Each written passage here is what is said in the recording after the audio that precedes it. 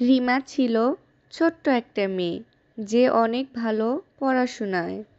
রিমার শিক্ষকরা সবসময় বলতো যে, রিমা, তুমি যদি পড়াশোনায় ভালো করে মন দাও তবে জীবনে অনেক বড় কিছু হতে পারবে।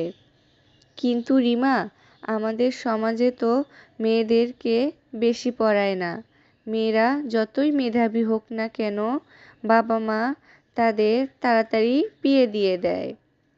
না ছাড়, আমি বিয়ে করব না। নিজে আগে প্রতিষ্ঠিত হব, তারপর বিয়ে করব। রিমার বাবা ছিলেন একজন দরিদ্র কৃষক আর মা গৃহিণী।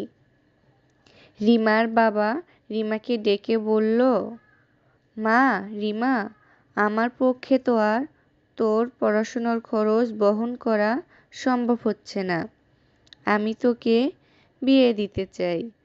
না বাবা, আমি এখনই বিয়ে করব না।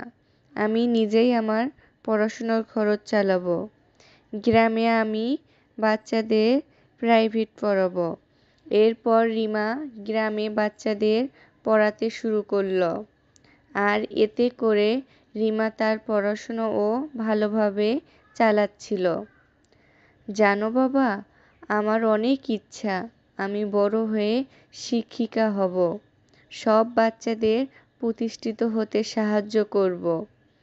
গ্রামের মেয়েদেরকে কম বয়সে বিয়ে না দিয়ে কিভাবে বড় কিছু হওয়া সম্ভব তাই বাস্তবায়ন করব আমি। ঠিক আছে মা, আমি দোয়া করি তুই তোর স্বপ্ন পূরণ কর।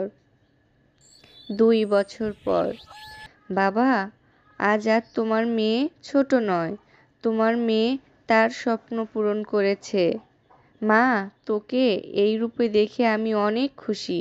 আসলেই লক্ষ্য ঠিক রেখে পরিশ্রম করলে সব কিছুই সম্ভব করা যায়।